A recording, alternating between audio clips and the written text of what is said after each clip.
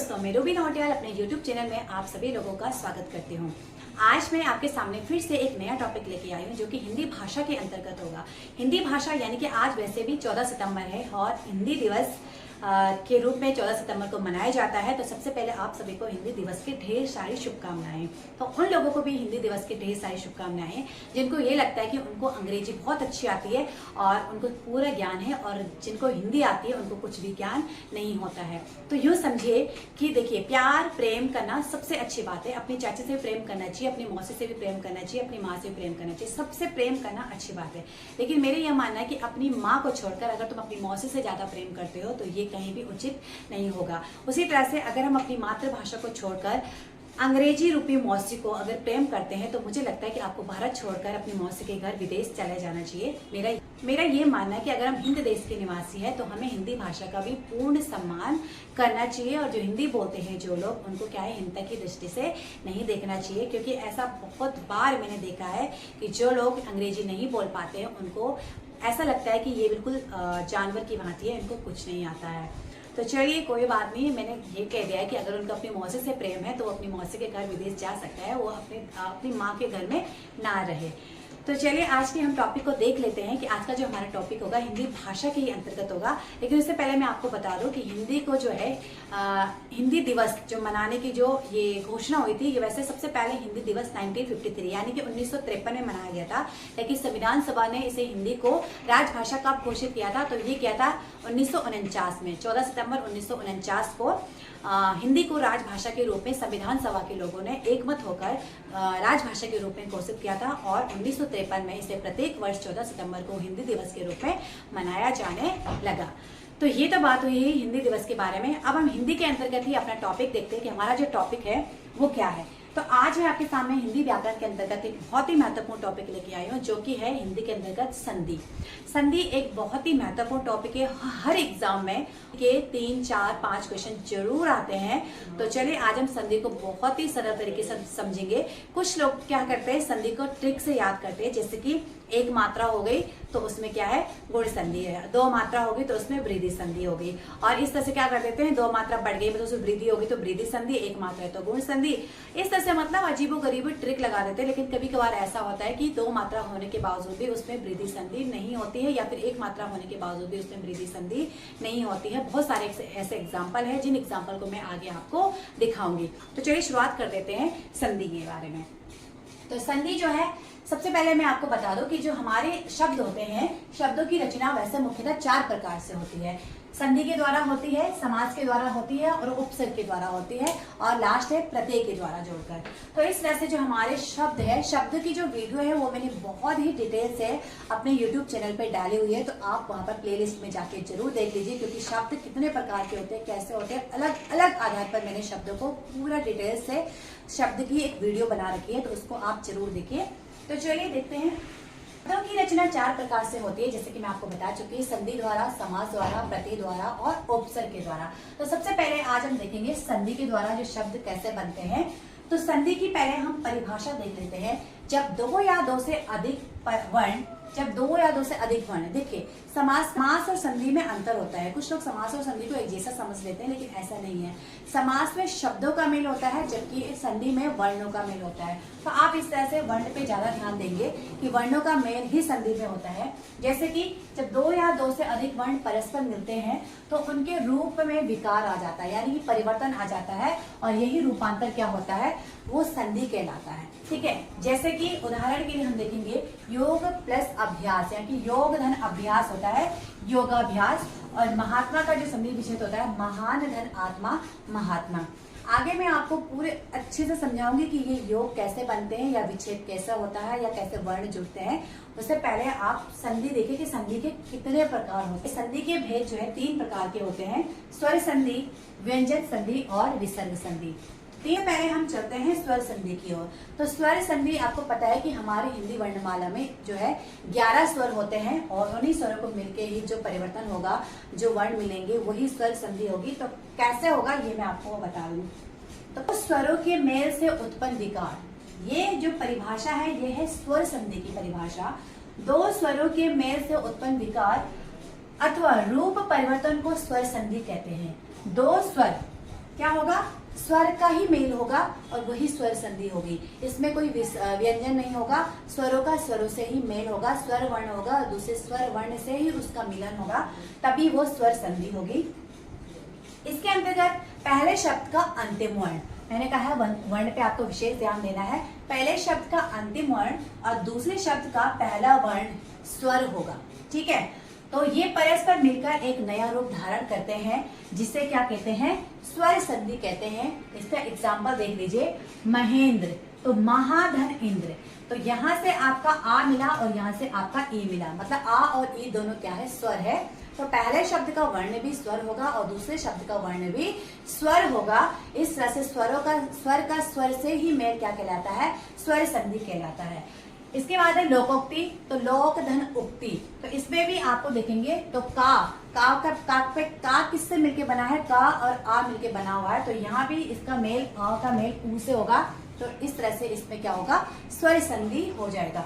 मैं आपको और बहुत सारे एग्जाम्पल लेके अभी और ज्यादा समझाने की कोशिश करूंगी, लेकिन उससे पहले हम देख लेते हैं व्यंजन संधि को। तो व्यंजन संधि जो है, जब पहले शब्द के अंत में कोई व्यंजन होता है, जब पहले शब्द के अंत में कोई व्यंजन होगा। पहले हमने स्वर में देखा था कि अंत में स्वर होगा, लेकिन व्यंजन के अंत में क्या होगा, शब्द के अंत में व्यंजन होगा और दूसरे शब्द के प्रारंभ में स्वर या व्यंजन कोई भी हो सकता है, ठीक है। पहले वाले के अंत में तो व्यंजन होगा, लेकिन दूसरे वाला जो शब्द होगा, टूट कर जो दूसरा वाला शब्द होगा, उसमें क्या होगा, या तो स्वर होगा या व्यंजन होगा। तो उनके परस्पर मेल को हम क्या कह सकते हैं, व्यंजन संधि कह सकते हैं। जैसे सतधन आचार, तो सदाचार, तो सत्य में क्या है, ता व्यंजन है और आचार जैसे कि अ, तो आ क्या है, हमारा स्वर है। तो स्वर या व्यंजन कुछ भी हो सकता है बाद वाले शब्द में, लेकिन जो पहला वाला शब्द होगा उसमें क्या होगा, व्यंजन ही होगा। तो इस तरह से ये बनेगा सदाचार, ठीक है। अगला हम देखेंगे विसर्ग संधि। तो विसर्ग संधि, जब पहले शब्द के अंत में विसर्ग, पहले शब्द के अंत में विसर्ग और दूसरे शब्द के प्रारंभ में स्वर या कोई भी व्यंजन हो सकता है। हमें फोकस रख, देखो पहले स्वर में तो पहला स्वर ही होगा, पहला शब्द स्वर ही होगा। व्यंजन में पहला स्वर, जो पहला शब्द होगा उसमें व्यंजन होगा, और विसर्ग में जो पहला शब्द होगा उसमें विसर्ग ही होगा। आगे मैं आपको और अच्छे से समझाऊंगी और आपको, मुझे आशा है कि आप लोग अच्छे से समझ जाओगे, इतना मुझे विश्वास है, क्योंकि संधि जो है मैं इतने अच्छे से आपको समझा दूंगी कि आप जिंदगी में कभी संधि को नहीं भूल पाओगे। आपके पास कोई भी शब्द आ जाएगा, आप संधि को यूं चुटकी भर में करेंगे।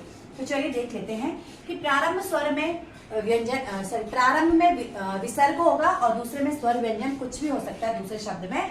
तो होने वाला मेल, मतलब कि विसर्ग, पहले शब्द के अंत में विसर्ग और दूसरे शब्द के प्रारंभ में स्वर और व्यंजन कोई भी हो, तो उनसे होने वाले मेल को हम क्या कहेंगे, विसर्ग संधि कहेंगे। तो विसर्ग संधि आगे हम और डिटेल से पढ़ेंगे। फिलहाल आप इसका एग्जांपल देख लीजिए, जैसे नमस्कार, तो नमःधन कार, नमस्कार के संक्षिप्त क्या होता है, नमःधन कार नमस्कार। जैसे नीरव, तो नी धन रव, नी पे विसर्ग लगेगा और रव, तो इस तरह से नीरव क्या हो जाएगा, विसर्ग संधि हो जाएगी। अब हम देखते हैं स्वर संधि। जहां हमने पहले स्वर संधि की परिभाषा और एक दो एग्जाम्पल देख लिए, अब हम स्वर संधि को बहुत ही डिटेल से देखेंगे। इसमें स्वर संधि सबसे पहला जो भेद है वो है दीर्घ संधि। इसके भेद है गुण संधि, रिधि संधि, यण संधि और अयादि संधि। इस प्रकार से इसके कितने भेद है, 5 भेद है, ठीक है। तो 5 भेद में से पहला जो भेद हमारा है वो है दीर्घ संधि का। तो दीर्घ संधि के अंतर्गत हम देखेंगे कि इसमें एक ही जाति के स्वरों के निकट आने, ध्यान से आपको सुना, एक ही जाति, यानी कि या तो आ होगा या उ होगा या फिर ई होगा, मतलब आगे और पीछे दोनों ही एक जैसे ही होंगे, तब उनका मेल आपस में होगा, ठीक है। जैसे आप एग्जाम्पल देख लीजिए, आपको एग्जाम्पल से पूरा समझ में आ जाएगा कि एक ही जाति के स्वरों के निकट आने पर उनके मेल से उसी जाति का क्या हो जाता है, दीर्घ बन जाता है। एग्जाम्पल आप देखिए, जैसे आ और आ मिलेगा तो बड़ा आ हो जाएगा, छोटा आ और बड़ा आ मिलेगा तब भी बड़ा आ होगा, और बड़ा आ और बड़ा आ मिलेगा तब भी बड़ा आ होगा। मतलब आ मिले या फिर बड़ा आ और आ मिले या फिर छोटा अ या फिर छोटा आ मिले, कुछ भी मिले इनमें से ये बड़ा आ ही बनेगा। तो एग्जाम्पल आप देखेंगे, जैसे धर्मार्थ, तो धर्मार्थ हम क्या करेंगे, धर्म धन अर्थ, धर्म धन अर्थ, तो यहाँ पे आप देखिए कोई भी व्यंजन जो है वो बिना स्वर के नहीं होता है। तो हम क्या करेंगे, धर्म का माँ, तो माँ देखिए धर्म का जो माँ क्या है उसमें आ है ना, तो उसका आ और पीछे का आ, धर्म का माँ का जो आ है, क्योंकि व्यंजन तो बिना स्वर के होता नहीं है, तो माँ के साथ जो अ जुड़ा है ना वो आ, यहाँ देखिए ये वाला आ, और जो पीछे अर्थ का जो आ खुद आ है ना वो क्या बनेगा, फिर बड़ा आ बन जाएगा। और यहाँ पे हम उस आ को ना लेकर हम क्या करते हैं, मात्रा लगा देते हैं, जैसे कि धर्मार्थ बन गया। ठीक है, दूसरा एग्जांपल देखिए, आ से आ का ही मेल कैसे होता है। देखिए सत्य धन अर्थी, तो सत्य का य के साथ क्या है, आ है ना, तो आ और अर्थी का आ, मतलब कि यहाँ से आ और पीछे से भी आ मिलेगा तो बड़ा आ बनेगा। हर हाल में बड़ा आ ही बनना है, तो इसलिए हम क्या लगा देते हैं, मात्रा लगा देते हैं। ये देखिए सत्य धन अर्थी, तो मतलब सत्यार्थी, तो इस तरह से क्या बन गया, ये सत्यार्थी बन गया। अब एक बात आपको और ध्यान रखना है कि जब भी शब्द टूटेंगे ना तो वो सार्थक शब्द में ही टूटेगा, मतलब उसका कुछ ना कुछ अर्थ जरूर होगा, वो निरर्थक नहीं होगा जब भी कोई आगे वाला शब्द या फिर पीछे वाला शब्द टूटेगा। या फिर उसमें उपसर्ग हो सकता है, ऐसा भी हो सकता है कि उसमें उपसर्ग भी हो, लेकिन उपसर्ग भी आपको पता होना चाहिए, तब आपको आइडिया लग जाएगा कि इसमें उपसर्ग जुड़ा होगा। लेकिन जब अगर वो शब्दों में टूटता है, अगर आपको लगता है कि आगे एक प्रॉपर शब्द बना हुआ है, पीछे भी एक शब्द बना हुआ है, तो वो शब्द क्या होता है, वो शब्द ना उसका कुछ ना कुछ मीनिंग जरूर होता है, कुछ ना कुछ जरूर होगा अगर वो शब्दों में टूटता है। लेकिन कुछ ऐसे होते हैं जो उपसर्ग में टूटता है, तो वो आपको देखना है कि इसका जो पीछे वाला शब्द है वो सार्थक है और इस सार्थक शब्द के ऊपर क्या लगा हुआ है, उपसर्ग लगा हुआ है, तो वो तो उपसर्ग वाला हो जाएगा। लेकिन जहां पर आपको लगता है कि ये दो शब्द में टूटा हुआ है, तो वहां पे दोनों शब्द आपको देखना है कि ये सार्थक ही होंगे और उनका लिखने का जो सही तरीका होगा वही आपको रखना है। देखिए जैसे यहाँ पे आप इसको सत्या नहीं कर सकते थे, सही शब्द क्या होता है, सत्य होता है, और अर्थी, तो आर्थी नहीं कर सकते थे ना, अर्थी कर सकते थे, अर्थी तो लग भी रहा है और सत्य लग भी रहा है, सत्या नहीं कर सकते थे। तो इसीलिए तोड़ने के बाद हमें ये खुद लग जाएगा कि हमारे जो शब्द टूट रहे हैं ये क्या है, बिल्कुल सही टूट रहे हैं। ठीक है, सेकंड हम देखेंगे अब छोटे आ का बड़े आ से मेल होता है तब भी बड़ा आ बनता है, जैसे परम धन आत्मा, तो यहाँ पे छोटा आ का बड़ा आ मिला तो परमात्मा। उसी तरह से देव धन आलय, तो देवालय। ठीक है, यहाँ से देव का वा का आ मिला और यहाँ से बड़ा आ का आ मिला, तब भी बड़ा आ बनता है, तो देवालय बन गया। अब सेकंड है ई का ई से मेल कैसे होता है, तो देखिए छोटे ई और छोटी ई मिलकर भी बड़ी ई बनेगा, बड़ी ई मिलकर बड़ी ई बनेगा, और बड़ी ई छोटी ई मिलकर भी बड़ी ई बनेगा। इस तरह से आपको ये याद रखना है। तो देखिए यहाँ पे है रवि धन इंद्र, तो यहाँ पे शब्द है रविंद्र।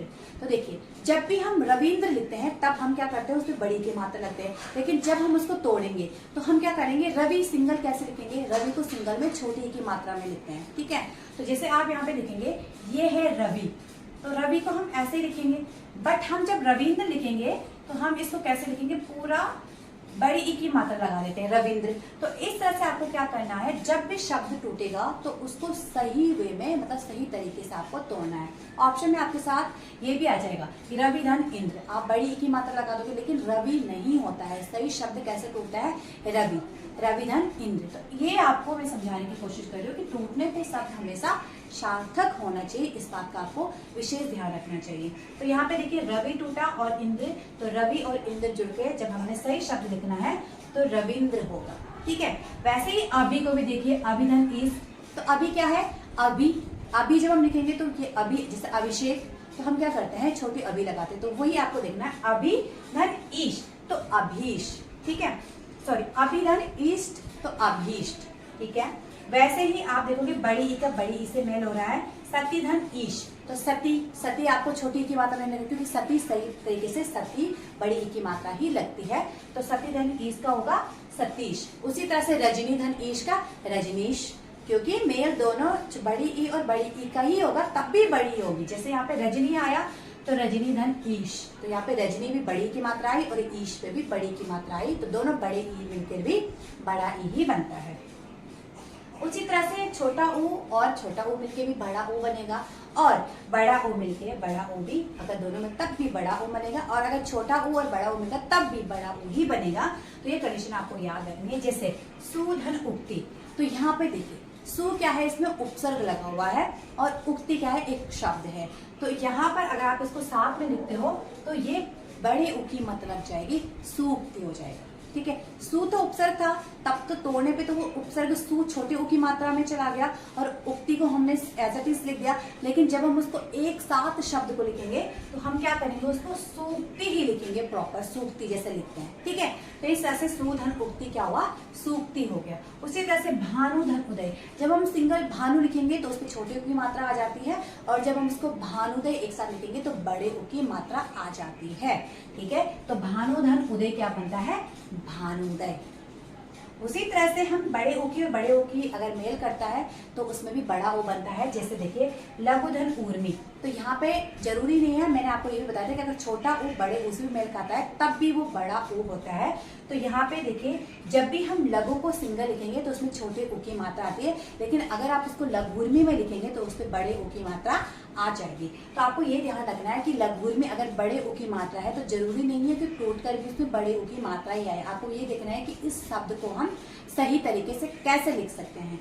तो लघु को देखिए, लघु हम ऐसे लिखते हैं, और ऊर्मी तो इस तरह से छोटे उ का बड़े उ से मेल होना भी बड़ा उ ही होगा, तो लघुर्मी हो जाएगा। उसी तरह से लघु धन ऊर्जा, तो लघु ऊर्जा। तो आई होप आपको जो दीर्घ संधि है, इसमें दीर्घ का मतलब होता है कि बड़ा ही बनेगा, हर हाल में बड़ा आ, बड़ी ई, बड़ा ओ ही बनेगा। तो इस तरह से आप इसको देख सकते हैं, इसमें कौन सी संधि होगी, दीर्घ संधि होगी। तो दीर्घ संधि के ऐसे कई उदाहरण हैं, आप उनकी प्रैक्टिस कर सकते हो और आप इस तरीके से उसको तोड़कर और आप आइडिया लगा सकते हो कि इसमें कौन सी संधि है और ये कैसे टूटा हुआ है, ठीक है। तो आगे हम देखेंगे अब स्वर संधि के ही भेद, जैसे कि अभी हमें देखना है वृद्धि संधि, गुण संधि, अयादि संधि और यण संधि। तो इन चारों के लिए मैं एक दूसरी वीडियो लेके आऊंगी। आज की वीडियो में हम इतना ही रखते हैं। तो मिलती हूँ आपको स्वर संधि के जो 4 अन्य भेद है उस टॉपिक को लेके। तो आज की वीडियो को हम यहीं पे समाप्त कर देते हैं। अगर आपको पसंद आता है तो मेरे चैनल को सब्सक्राइब कीजिए, वीडियो को लाइक कीजिए और शेयर कीजिए अपने दोस्तों के साथ में। धन्यवाद।